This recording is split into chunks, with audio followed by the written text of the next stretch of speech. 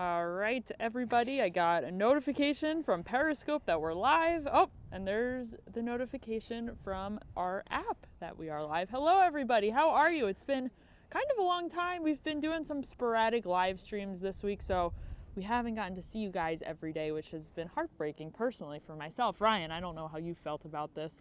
I need a heart first. Oh, okay. Well, we'll go get one of those for you for the holidays, maybe. Yeah. Maybe I'll get you Sounds good. a heart for the holidays. I certainly won't be getting you an electric scooter, much like Preston Smith did for literally the entire defense. And so, story today, Blake Martinez, I was talking with him about the electric scooter.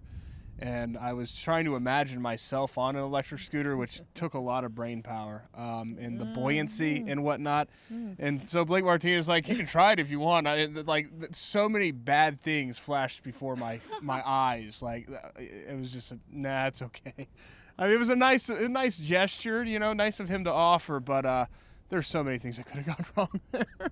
Plus, the cameras are around, and we know that you would have captured the whole thing. I was ready. Oh gosh, Ryan's about to get on this scooter. I knew you weren't Can you gonna imagine me riding an electric scooter? Like, no. That's high comedy right there. It would have been fantastic content for the internet, guys. Think of all of the great things you could have seen from this locker room. They really missed out. Unfortunately, Ryan did not get on the scooter. But if you are curious to see what Preston Smith and Blake Martinez had to say about the electric scooter thing, that's going to be over on PackersNews.com. If not already, I think it might be already up there. I already cut it, so it should already be up there. So go there. If you care about that, they also posted lots to their Instagram stories, pictures of the guys riding around the gym. If you are Matt LaFleur, Mike Pettin, any of the coaches, are you a little concerned that this could be an injury hazard? 48 hours to kickoff, I was kind of wondering there. It was a very odd locker room because, like, just random defensive players are just riding around on their scooters. You don't see that every day. It was interesting. Yeah, it reminded me a little bit of last Christmas time when I think a couple players might have gotten hoverboards, like the little, that's what they're called, right? The little wheelie.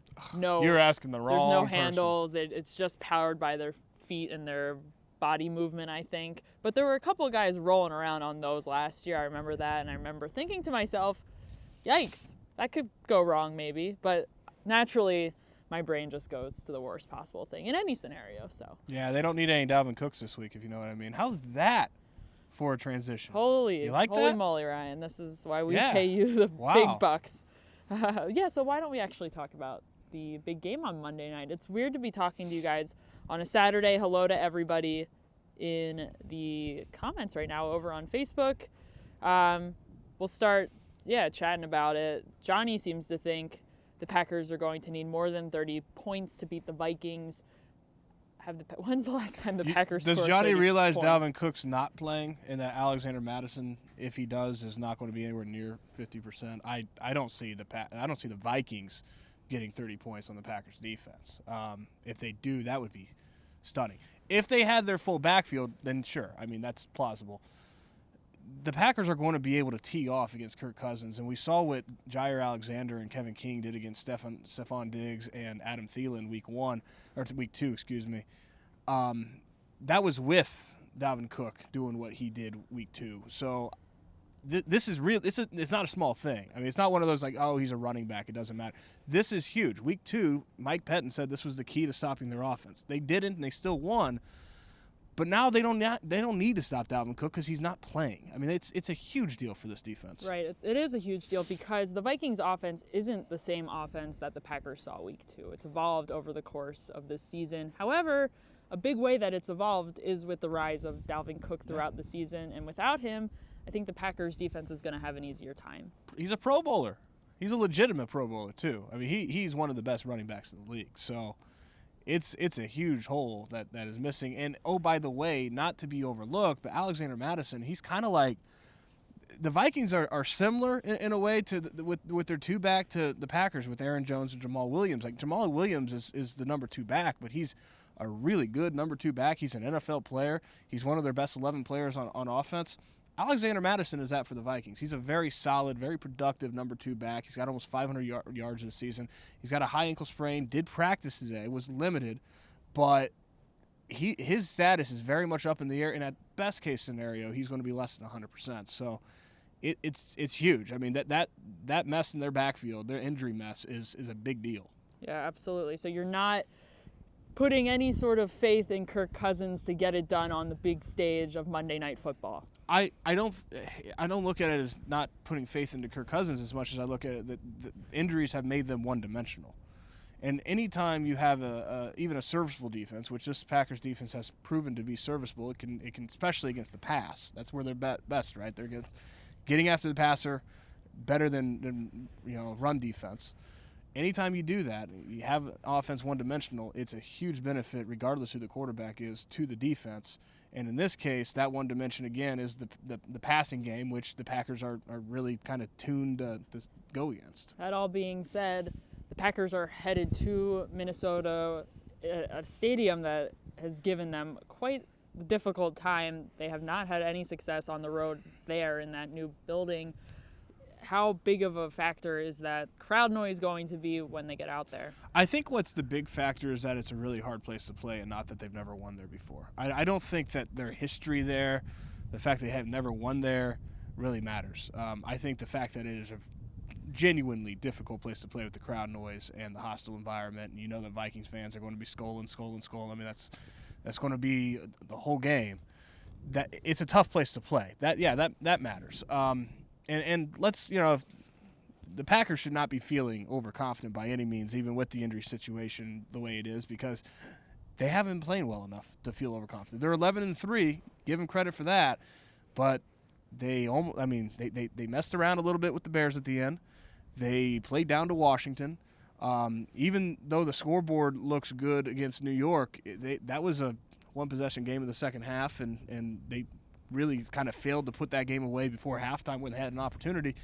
They've been leaving opportunities on the field, so they need to play better regardless if Dalvin Cook plays or not to win Monday night, but they did get help. So on the injury side for the Packers, the only updates that we have for you are that Dean Lowry is questionable with an ankle injury for Monday night's game. Yosh Nijman, who's a backup tackle who hasn't been active for a single game yet this season, doesn't look like he will be. He was seen in the locker room today with a sling over, I believe, his left arm. So that apparently is a triceps and or elbow injury, according to the injury report. So he was not at practice today. Not looking good for him for the future.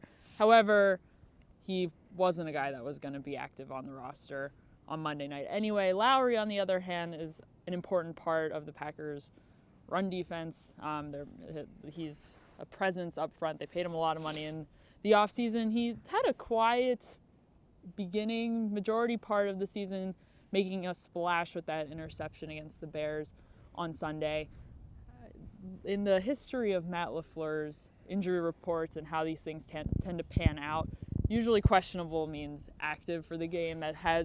It's varied, I think, with Kevin King and Tony Brown. We saw that most recently. They were listed as questionable heading into a couple games ago, and they didn't play. So anything could happen, but it is worth noting he's questionable. Yeah, he's questionable, and I would expect him to play. Yes. Someone had asked, I believe Jerron asked about X factors for the Packers offense on Monday night. Yes, there you are.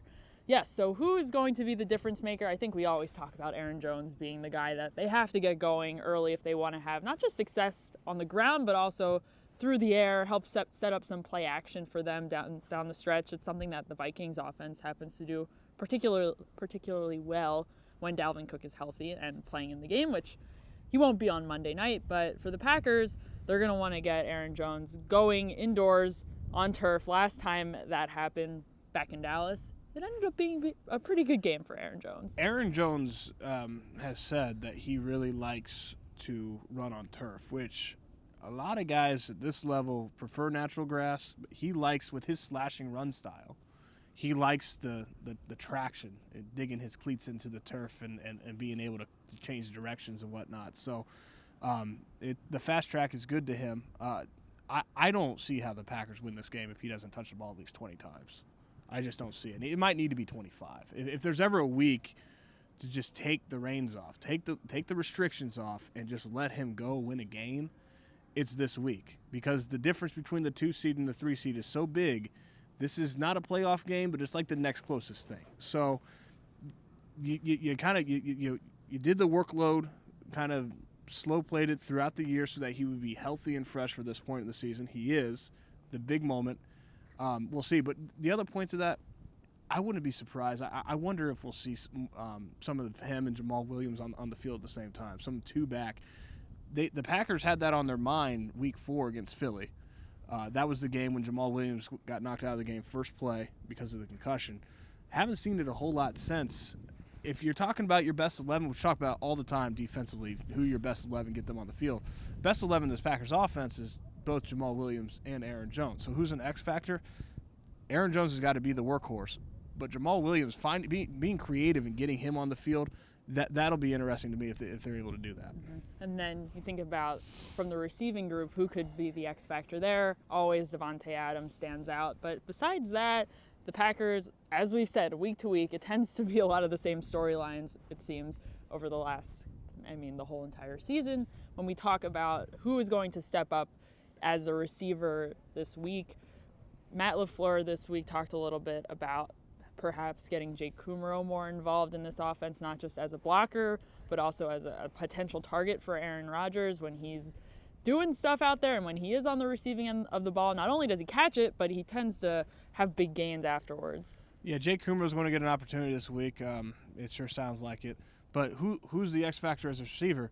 Aaron Jones. Who's the number 2 receiver on this team? It's Aaron Jones. And that's why I say, can they get creative and move Aaron Jones all across the formation, dictate matchups, use him in the passing game? That's why I didn't say 20 carries. I said 20 touches. Can they be creative in how they use him and then keep Jamal Williams on the field at the same time? Because you don't want Aaron Jones. I mean, you saw last week. You don't want him pass blocking. He'd been fine up until last week, but those are 2 really bad pass blocking reps. And Jamal Williams is a far superior pass blocker. There are things he does very well. So getting them on the field together, it aids the passing game, not just the rushing game. Sure. We've got some tight ends questions. Todd wants to know if Jace Sternberger will get more playing time. We get that question quite a bit. Blake wants to know which tight end is better at creating separation between Tanyan or Sternberger. The thing is with Jace Sternberger is that we haven't really seen him much as a receiver yet. He had 1 target was it against Chicago? It's all started to blend together. He had 1 target in the end zone. It might have been against Washington, which he dropped. Could have been his first touchdown in the NFL, but did not work out. And that was, I think, one of his only targets that he's had so far in his games that he's been active in playing with this team. So from that standpoint, I'd be more inclined to say Robert Tanyan is your guy right now as a receiver. I'd agree. Yep. So anyway, there's some tight ends. But in terms of Sternberger getting more playing time, I guess we'll see what they feel like doing. I think it depends with what matchups they feel are best. We've seen them in the past use 3 tight ends, including Jace Sternberger at once. And Ryan, I know you've done some research on that, and that has been a personnel grouping that has worked out well for the Packers. Yeah, they're 2 tight ends, especially. They're 12. You see them in 12, get excited because they might be going deep. I mean, that's their play action game out of 12 has been really, really beneficial to them this year. Mm-hmm. We've got people who want to see Allen Lazard more involved. He's another one of those guys like Kummerow that when they get those opportunities, they have stepped up. I think what has been frustrating maybe for Packers fans is that Geronimo Allison, Marquez Valdes-Scantling, when they are given those opportunities to prove themselves and to shine, they haven't done that. They haven't necessarily stepped up. There's been some instances where Allison has done that, and I think, there hasn't been enough wins in the positive columns for too many drops both and of them. The touchdown that he dropped right there for Marquez Valdes-Scantling last week, that was, at this level, that's a tough one. Yes, it is. All right, Ryan, my favorite part of the show. Are you ready? We already had to make our predictions once, so you better be ready. I am ready for that. All right, Ryan. Well then, what are you feeling? What's the gut telling you for Monday night? You know, I was fully prepared to pick the Vikings. I think if all things are equal, these teams are really close, and you pick the home team. But all things are not equal this week. They're not even close to equal. Dalvin Cook being out is huge in this game. And because of that, I'll be honest, I'm picking the Packers 24-20, but I'm not feeling all that good about it. And the reason why is because they haven't been playing all that well. They're going to have to play better. They're going to have to raise their level of play to win this game. beyond what we saw the past few weeks. They won, yeah, but they're not playing Chicago. They're certainly not playing Washington or New York anymore. They're playing a bona fide playoff team on the road in a very hostile place. What they've done recently is not going to cut it, but I do think that there is another level in there. I think they ride Aaron Jones more than they have all year. And I just, defensively against that offense, they're one-dimensional now. I don't know how they're going to be able to run. I think the Vikings with Dalvin Cook run all over this Packers run defense. I think that we've seen that established. I don't know how they're going to be able to run with Boone and Abdullah. And because of that, that makes them awfully one-dimensional. With what we saw week 2 against those receivers and Kirk Cousins, I know it's a long time ago. But I like how this defense matches up against a one-dimensional passing Vikings offense, even on the road. Because of that, I'll take the Packers. Well, I also took the Packers by a score of 23-20. So, Ryan, close. 1 so point basically, difference wow, there. Yeah. identical, huh? For a lot of the same reasons that you did. Listen, I've got that similar gut feeling going on where, yes, they are going on the road into a hostile environment, and maybe even on paper it shouldn't be a Packers win, but for whatever reason, the Packers are 11-3, and they have found ways to win, even when I didn't think they necessarily would. I don't think Kirk Cousins can be relied on as a playmaker, especially without Dalvin Cook. So I'm choosing the Packers. There is a gut feeling, but I had this feeling when the Packers and the Bears played last week. They're very different teams, but that being said, the Bears were going into that game on a bit of a hot streak with a lot on the line for that team, and the Packers were able to pull it out. I thought the Bears defense was going to be a formidable force, and the Packers were able to overcome them. So, listen, who knows? We don't have the magic ball. The football gods do, though. I do. I wouldn't say rest comfortably, but I do believe that it's significant that this is a much bigger game for the Packers than it is the Vikings. I mean, that reality cannot be overlooked. The Vikings are most likely, as long as the Packers go to Detroit next week and beat the Lions, what the Vikings do Monday night literally doesn't matter. They're the 6th seed. That's going to happen. So what the Packers do, if they can get past this hurdle, they're staring dead-eye into the number 2 seed in the first round bye, because I do believe they're going to go beat Detroit. I think you would probably agree with that. So sure. The implications are completely different. This is not for the Vikings hey, we go win this game and maybe we get the NFC North. I mean, the NFC North is all but kind of spoken for because, and we should probably say, that the Packers have not lost a game in the division this year. The Vikings lost not only to the Packers, but they lost Week 4 to Chicago. And they scored, 6 points? Yeah, that Week 4 game against Chicago is going to decide this division. And what a terrible loss that was for the Vikings. I mean, it rides over everything. So because of the divisional tiebreaker, the head-to-head doesn't matter. If they're even there, the Packers win division. So it's a much bigger game because of that 2 seed. I do think that matters. What I'm looking for in this game on Monday night is, does the Packers offense have anything else to show? I think Tom Silverstein and I spoke about this earlier this week. Is this the best offense that the Packers are playing? And if it is, then maybe they're in trouble down the stretch into the playoffs if they want to make a run for the Super Bowl, which they say they do. If this is the best we've seen this offense, I'm not entirely confident that they can go deep into the playoffs. But if there's something else to show this late in the season on Monday night, they better show it. Well, I'll give you this. Last week, I think it was, I wrote the story on, I wanted to see what history said about this, because this Packers offense doesn't really have an identity, and it's played very mediocre, which is to say average. So what does history say about that? Well, the last 15 Super Bowls, obviously, do the math, 30 teams have played in the last 15 Super Bowls. Of those teams, 25 teams have been top 10 in either rushing or passing. Not both, but one or the other. That's their identity. What do you hang your hat on? What do you do really well? Rushing or passing as an offense? 25 of the 30 were top 10 in one or the other. 4 of the 5 that weren't were the undisputed best defense in the league that year. We're talking like 2015 Broncos, 2008 Steelers, 2006 Bears when they went to the Super Bowl. And then the one that didn't was the 2012 Baltimore Ravens that had Ray Lewis return before the playoffs. And Joe Flacco just got the hot streak of his life and had a 117 passer rating that he's never approached since during that playoff. So there's one anomaly, but even that anomaly, it's not, it's not a team that just came out of nowhere. So that history does not bode well for this team going forward if they cannot find an identity offensively that they can hang their hat on. Right now, there isn't one. So that's huge this week. Can they do that?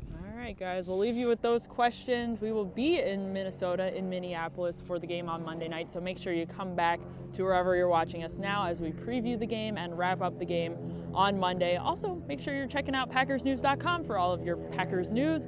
Follow us on all of our social media channels for many more updates. Guys, have a wonderful rest